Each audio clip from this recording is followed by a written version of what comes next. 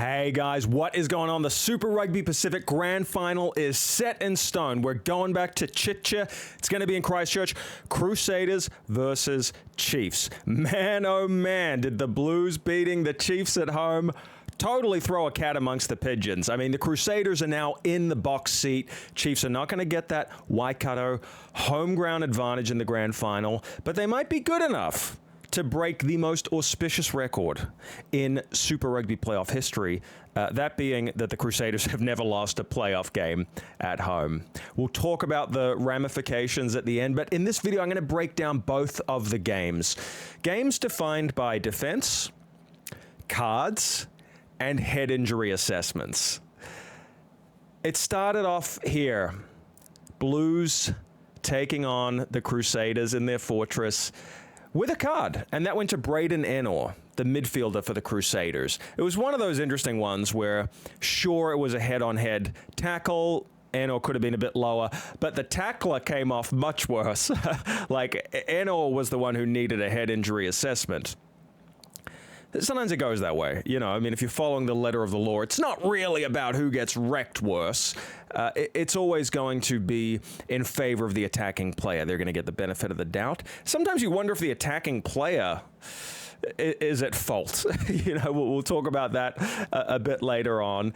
But either way, you know, you can't take chances with head-on-head contact. So what happened was Ennor goes off. By the time he was coming back on the field, the Blues had amassed 14 points. So it was a pretty damn hot start from the Blues. They sort of picked up where they left off in Hamilton, where they had that unbelievable surge to beat the Chiefs and qualify for the semifinal.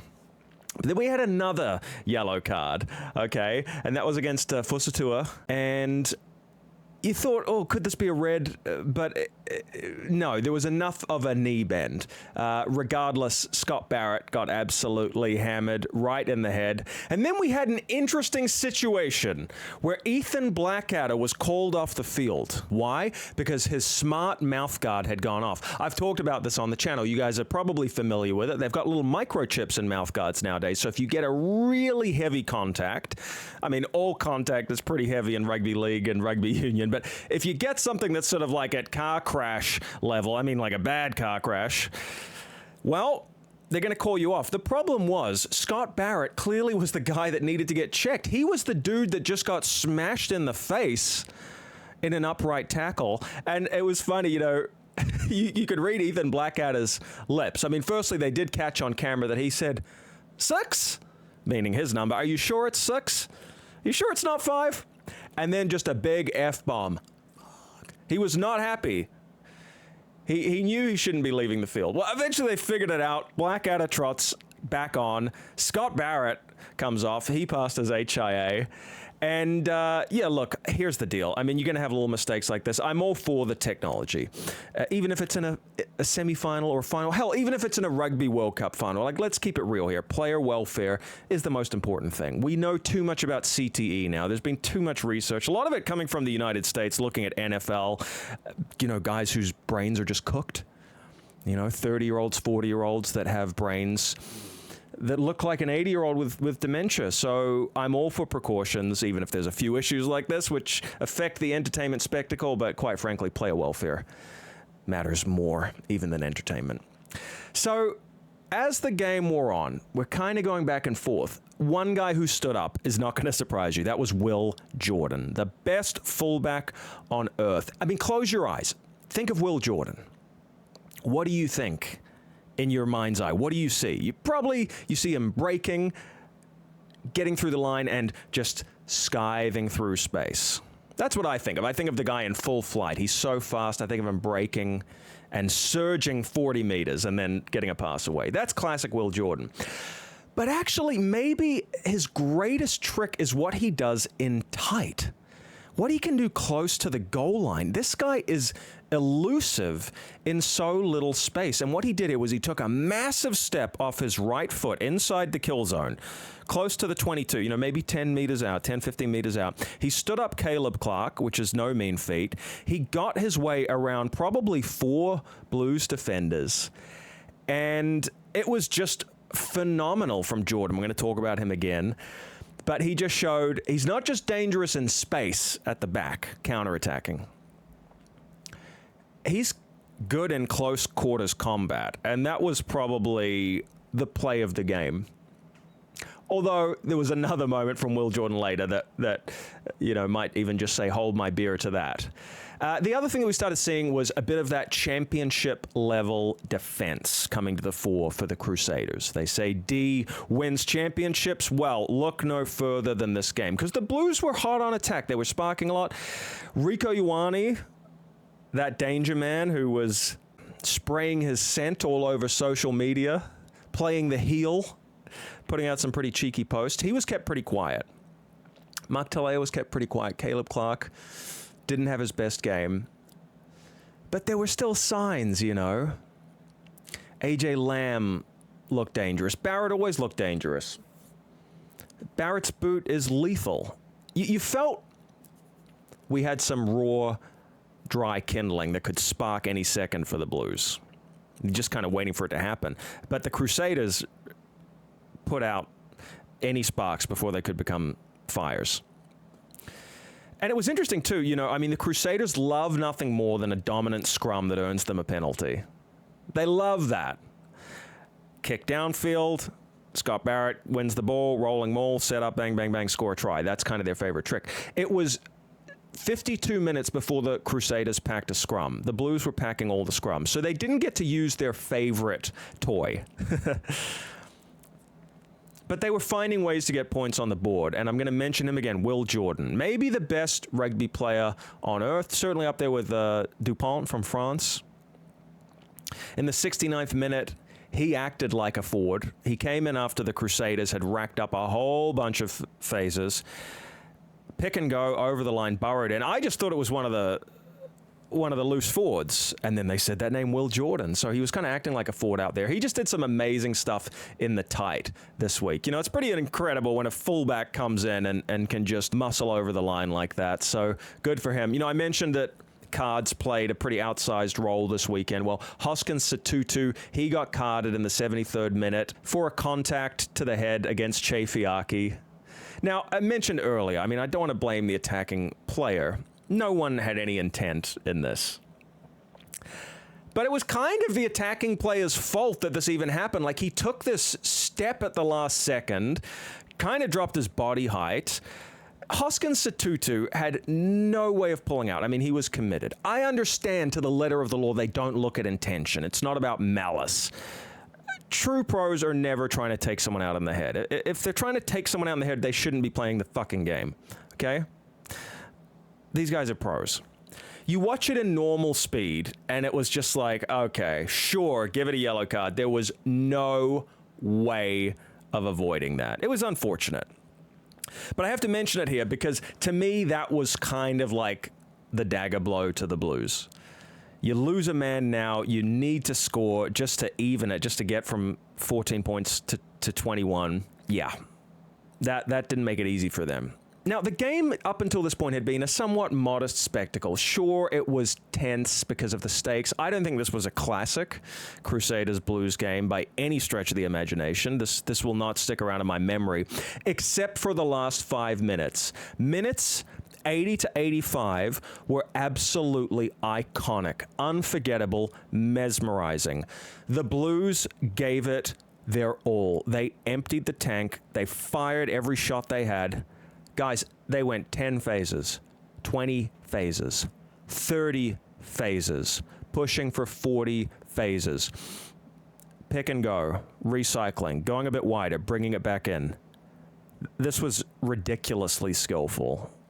Truly, hats off to the Blues. If you're a Blues fan, you should be proud. Like, that 5 minutes, I'm lost for words. That was something else. On the other hand, the Crusaders' defense was amazing. To repel 40 phases was extraordinary. The grit, the togetherness that they showed. That's the Crusaders of old. That was vintage Crusaders there. So, just as a New Zealand rugby fan, I'm licking my lips because it was amazing attack, amazing ball retention, and it was amazing defense. It was just rugby at the highest level. Not going wide, not flashy, but just amazing skill, presence of mind, Unbelievable. But look, the Crusaders held them out. Crowd went wild. I mean, they're pretty reserved sometimes in Canterbury. They're pretty used to winning. When that ball got put dead at the end, the crowd was on their feet, jumping up and down. Hey, look, I get it. You know, after last season too, they're happy to be back in the grand final at home.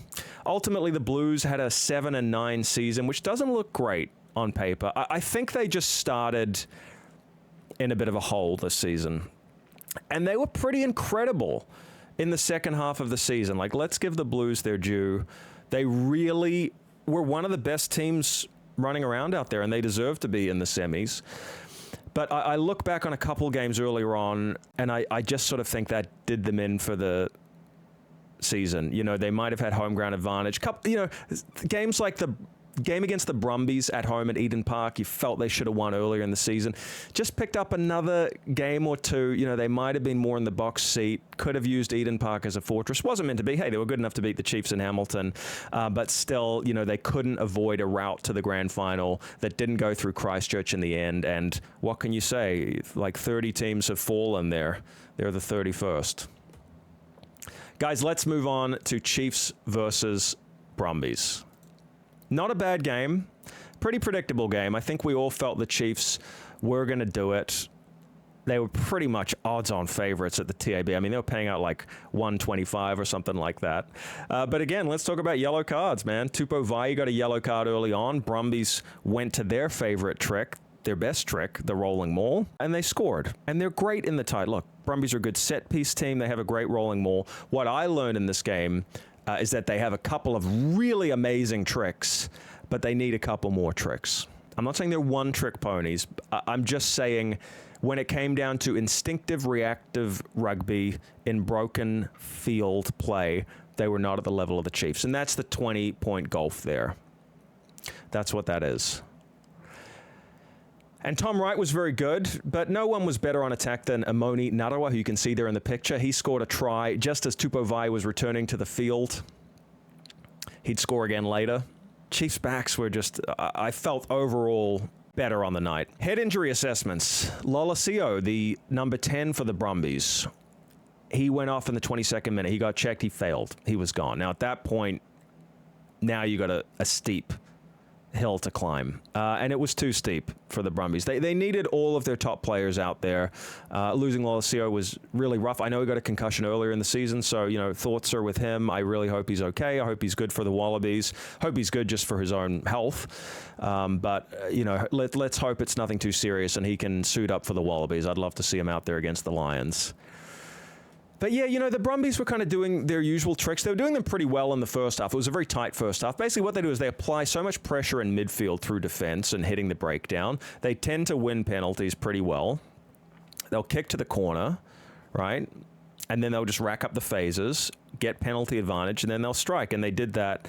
They got a nice crossfield kick away to Corey Toole from Debrasini, who was the replacement number 10. Beautiful, beautiful little piece of action there. Classic Brumbies. Classic Brumbies. They love to camp out in the 22 of the opposition and rack up the phases and usually get penalty advantage, usually draw the team offside or beat them at the breakdown and just collect their points that way. And they showed they could do that. You know, there was some pretty strong stuff from the Brumbies. Hell, they had 80% possession in the first half, okay? 80% possession, that's huge. They were dominating territory as well. And you could feel there was a change in the second half from the Chiefs where they just felt we need to get out of our own half more. And they kicked more in the second half. But in the 47th minute, Emoni Narawa, he got a try after some beautiful offloading in midfield. And you just started to see the Chiefs attack really firing. Damian McKenzie was his usual brilliant self. But Josh Jacob, coming in off the bench, he went to fullback. He didn't go to 10 and replace D-Mac there. D-Mac stayed at 10. And Jacob chimed in well from fullback. And again, you know, as the Chiefs, who'd been clunky in the first half, started ramping up and going up through the gears, and their attacking play and offloading game came to the fore, you know, they just looked more creative and instinctive and better than the Brumbies. I can't argue with this result. I mean, sure, I was rooting for the Chiefs, but like that's a fair reflection. I mean, 20 points is a bit of a hammering in a semi-final, and it was a somewhat deserved one, right? Defense. We talked about the Crusaders' defense. That was a team effort. They just erected that red and black wall. There was some amazing individual efforts. None better than Damian McKenzie in the 64th minute, the most magical piece of skill. Tom Wright from the Brumbies collected the ball on a kickoff very skillfully, ran in for a try, looked like a try for all money. Turns out McKenzie, who was kind of covering at fullback, scampered across, made a partial tackle, but got his hand under the ball. He slid his hand under the ball that Tom Wright was trying to push down on the ground, and they skid into the dead zone, and McKenzie has held the ball up. It never touched a blade of grass. Unbelievable. You know, we used to think it was fluky when McKenzie did stuff like that. How fluky is it when you do stuff that's magical every second week? He constantly does mind-blowing things. I mean, this guy's amazing. Do you guys think he's the number 10? Are you going to stick with him over Beauden Barrett? I think so. I think we have Barrett coming off the bench for the All Blacks. But we'll worry about the All Blacks after this game. And this game might shape a few things. Hopefully there are no injuries, but you never know. Crusaders, Chiefs. Guys, I'll break down the team sheet during the week. I'm not going to give you my prediction yet. If you want to jump in and give your prediction, go for it. But overall, you have to feel this is probably the grand final that was deserved. You know, I mean, ultimately, it's seed 1 and 2. It's somewhat predictable, but it's fair. You know, it's a pretty fair result. All right, guys, send this video to somebody who loves rugby. Like, subscribe. It really helps. Comment. I love talking rugby with you guys. I really do. You know, I respond to all the comments, so leave a comment, and I'll be back midweek to look at the teams. Yep, I'm going to save my prediction till then. I'll catch you for another one real soon, guys. Take it easy. Bye for now.